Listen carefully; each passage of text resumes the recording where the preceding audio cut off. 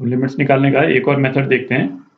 तो इस वाले मेथड में कौन सा इंडिटरमिनेट फॉर्म अपन देख रहे हैं, 1 रेज़ टू पावर इन्फिनिटी। ठीक। अच्छा, यहाँ पे है ना, अपने आप को एक बार अपन दोबारा रिमाइंड कर लें कि ये 1 जो लिखा हुआ है ये एग्जैक्टली 1 नहीं है। ठीक है, इन द सेंस कि यदि हम a raise to power infinity लिखते हैं तो इस वाले केस में a जो है वो 1 के बराबर नहीं है। 1 को टेंड कर रहा है पर 1 के बराबर नहीं है। मतलब a एक्चुअल में क्या है, 1 प्लस x अपन यूज करेंगे, इसलिए मैं यहाँ पे x यूज कर रहा हूँ, जहां पे x 0 को टेंड कर रहा है। ठीक है, क्योंकि यदि a 1 के एग्जैक्टली बराबर हो गया तब वो इंडिटरमिनेट फॉर्म नहीं रह जाता है, क्योंकि 1 रेज़ टू पावर इन्फिनिटी ये तो 1 के बराबर ही हो जाएगा, है ना। यदि a एग्जैक्टली 1 के बराबर है तो यहाँ पे मैं a ले लेता हूँ, तो a raise to power infinity क्या हो जाएगा, 1 के बराबर हो जाएगा। उसमें कोई कंफ्यूजन नहीं है। प्रॉब्लम कब आती है, जब ये 1 के बराबर नहीं, ये टेंड कर रहा है। ठीक है, तो हम फॉर्म कौन सा यूज करेंगे, है ना, 1 प्लस एक्स। तो ये जो इंडिटरमिनेट फॉर्म है ये एक्चुअल में क्या है, ये 1 प्लस एक्स का इंडिटरमिनेट फॉर्म है रेज़ टू पावर इन्फिनिटी। ठीक है, इसकी वैल्यू निकालेंगे अपन। तो जैसे पहले के वीडियोस में भी अपन ने किया है ना, 2 स्टैंडर्ड रिजल्ट्स निकालेंगे, 3 निकालेंगे एक्चुअली। तो 2 स्टैंडर्ड रिजल्ट्स निकालते हैं पहले, जिनको यूज करके है ना इस वाले फॉर्म को अपन सॉल्व करते हैं बेसिकली। तो ये 2 स्टैंडर्ड रिजल्ट्स अपन प्रूव करेंगे, है ना। जैसा अभी अपन ने डिस्कस किया, लिमिट x टेंडिंग टू 0, है ना, 1 plus x raise to power 1 by x. तो ये जो एक्सपोनेंट है इन्फिनिटी को टेंड कर रहा है और x 0 को टेंड कर रहा है, तो ये e के बराबर होता है ना। इसको अभी प्रूव करेंगे अपन, और ये तो इसी से फॉलो हो रहा है ना, ये तो दिख ही रहा है कि x यदि हम इन्फिनिटी कर दें तो यहाँ पे 0 की जगह 1 बाय एक्स रख दें, और ऊपर जो है एक्सपोनेंट में है ना x सीधा, तो वो भी सेम ही चीज़ है ना, e के बराबर। तो ये पहला वाला रिजल्ट है, इसको प्रूव कर लेते हैं अपन। तो बायनोमियल एक्सपेंशन का जो एक्सप्रेशन अपन ने देखा था, 1 plus x raise to power n। ठीक है, अच्छा, n जो है वो रैशनल नंबर भी हो सकता है, मतलब फ्रैक्शन भी हो सकता है।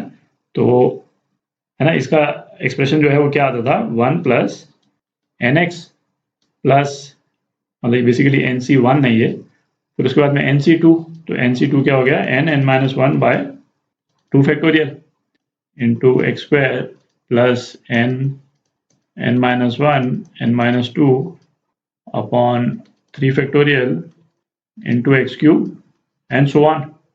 ये होता था। यहाँ पे क्या, मॉड एक्स की जो मैग्नीट्यूड है वो क्या, 1 से कम है।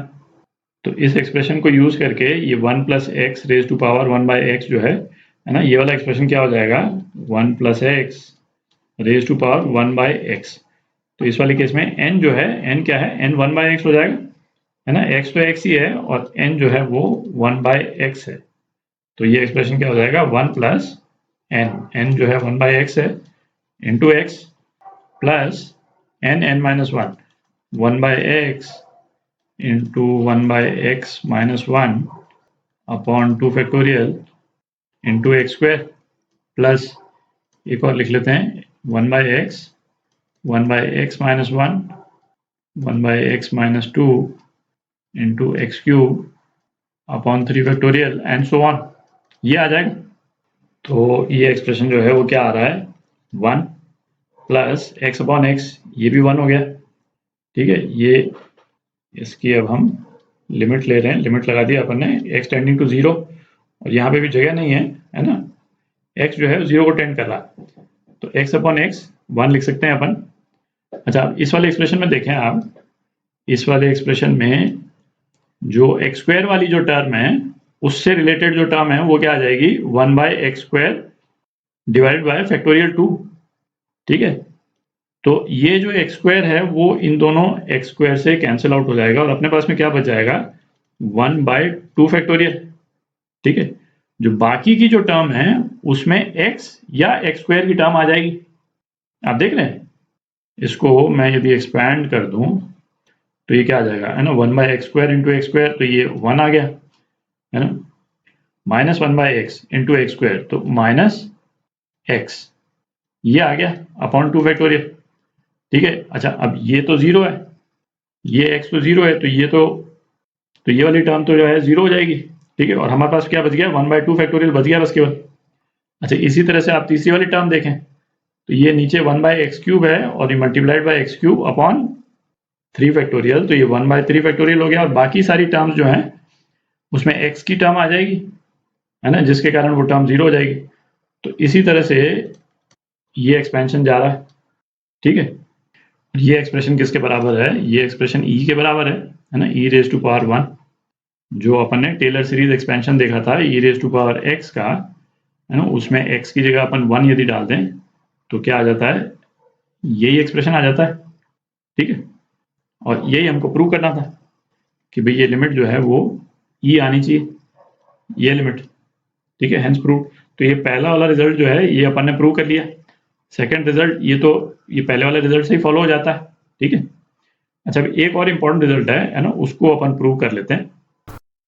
तो अब तीसरा रिजल्ट देखते हैं, है ना, सेम इनडिटरमिनेट फॉर्म है 1⁻∞, 1 एग्जैक्ट नहीं है अगेन, तो है ना इसके बिल्कुल सिमिलर है 1 + x⁻1/x, x जो है 0 को टेंड कर रहा।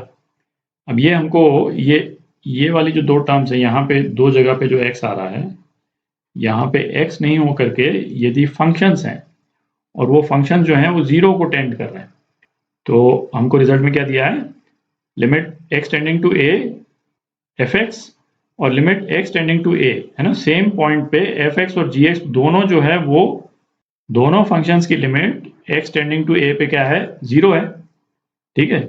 तो यदि ये ट्रू है तो क्या limit x tending to a 1 + fx raise to power 1/gx, और ये किसके बराबर है, e⁻, है ना, limit x tending to a fx upon gx, ठीक है। तो इसको अभी अपन प्रूव कर लेते हैं, बिल्कुल इसके सिमिलर है जो पहला वाला एक्सप्रेशन था, एक्सेप्ट कि ये, है ना, x की जगह पे फंक्शन है, ब्रैकेट के अंदर भी और एक्सपोनेंट में भी, और डिफरेंट फंक्शंस है, ठीक है।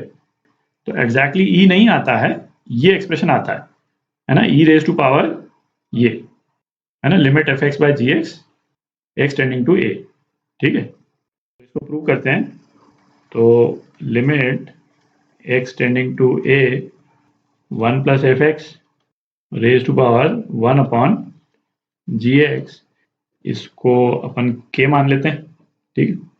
तो दोनों तरफ अपन नेचुरल लॉग ले लेते हैं, तो ये क्या हो जाएगा, ln k = limit x tending to a ln 1 + fx, ठीक है, अपॉन gx, है ना, 1/gx ही नीचे आ जाएगा।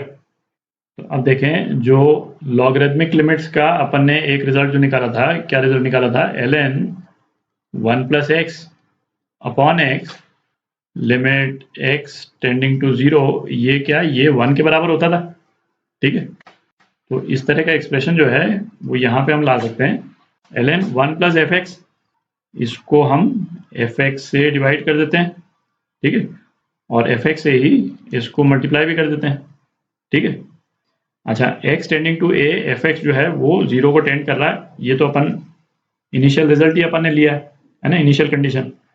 तो इस वाली लिमिट में जो ये वाला जो एक्सप्रेशन है, ये वाला एक्सप्रेशन, ये तो 1 के बराबर हो गया, है ना, इस रिजल्ट को यूज करके। तो अपने पास में क्या बच गया, अपने पास में बच गया limit x tending to a fx upon gx, ये बच गया, और ये किसके बराबर है, ln k के बराबर। तो एंटी लॉग लेंगे तो k क्या आ जाएगा अपने पास में, e⁻, limit x tending to a fx upon gx, ठीक है। तो ये रिजल्ट अपने को प्रूव करना था, है ना, ये रिजल्ट अपन ने प्रूव कर दिया। तो मेन डिफरेंस क्या हुआ a और c के बीच में, भाई यदि तो ब्रैकेट के अंदर वाली ये जो 1 के साथ वाली जो टर्म है वो, और एक्सपोनेंट में 1 के नीचे जो टर्म है, यदि तो वो दोनों एग्जैक्टली सेम है तब तो हम ये वाला रिजल्ट लगा लें, और यदि वो एग्जैक्टली सेम नहीं है, ऑल्दो दोनों 0 को टेंड कर रहे हैं, ठीक है, fx 0 को टेंड कर रहा है, gx भी 0 को टेंड कर रहा है, बट दोनों एग्जैक्टली सेम नहीं है ना, तब हम ये वाला रिजल्ट लगाएंगे, ठीक है। तो ये काफ़ी पावरफुल रिजल्ट है ना, काफ़ी पावरफुल रिजल्ट है। इस फॉर्म के मोर और लेस कोई भी क्वेश्चन आ जाए तो इस वाले एक्सप्रेशन को यूज करके हम निकाल सकते हैं। तो अब एग्जांपल्स करेंगे, है ना, उससे और क्लियर हो जाएगा।